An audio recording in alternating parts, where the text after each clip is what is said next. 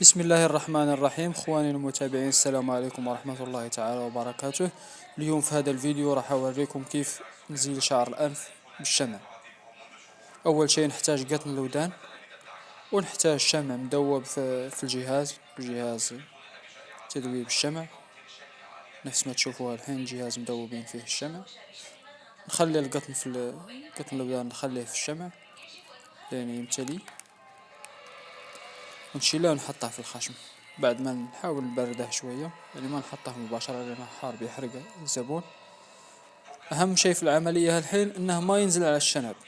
إذا نزل على الشنب بيخرب من الشنب. دايما نشوف هذا الشكل عندنا شيء نازل بنرفعه. أنا طبعا مع الكاميرا ما نفع لي إني أعدل زين، يعني طريقة ممتازة إن الكاميرا قريبة،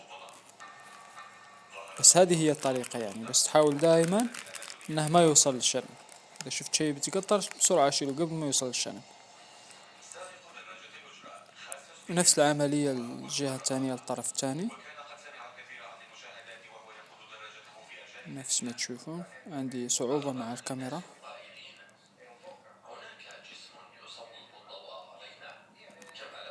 ايوه، شيل هذاك شوي اللي بينزل شيله. طبعا انا ما افضل الواحد انه يشيل هذا الشعر انه مفيد ويمسك الغبار، وهذا الشيء انا شخصيا ما اشيله، انا ما افضل. بس اذا كان ولا بد الزبون طالب لازم تستجيب لطلبه يعني. نخليه شوية لين ما يبرد ونشيله.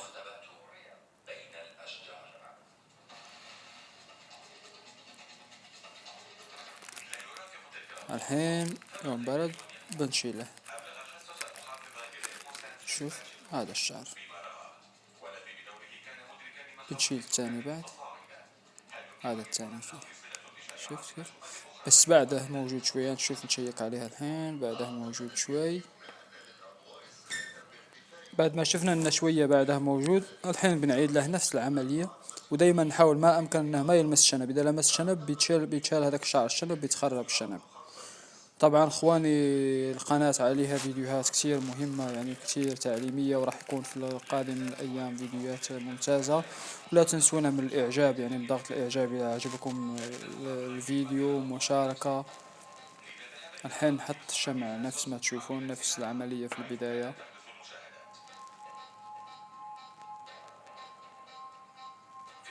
بس أهم شيء أوصيكم دايما ما ينزل على الشنب، لأن إذا نزل على شعر الشنب بينشال معه شعر الشنب بيتخرب. والحين بعد ما برد بنشيله. بنشوف هذا الطرف ما بلا فيه شيء بسيط، شعرات بسيطة. نشوف الطرف الثاني وخلاص، وخلصنا هذا الشعر نفس ما تشوفون. واخواني احييكم، ولا تنسوا الاشتراك في القناة ليصلكم دائما جديد. والى اللقاء في فيديو قادم ان شاء الله، والسلام عليكم ورحمة الله تعالى وبركاته.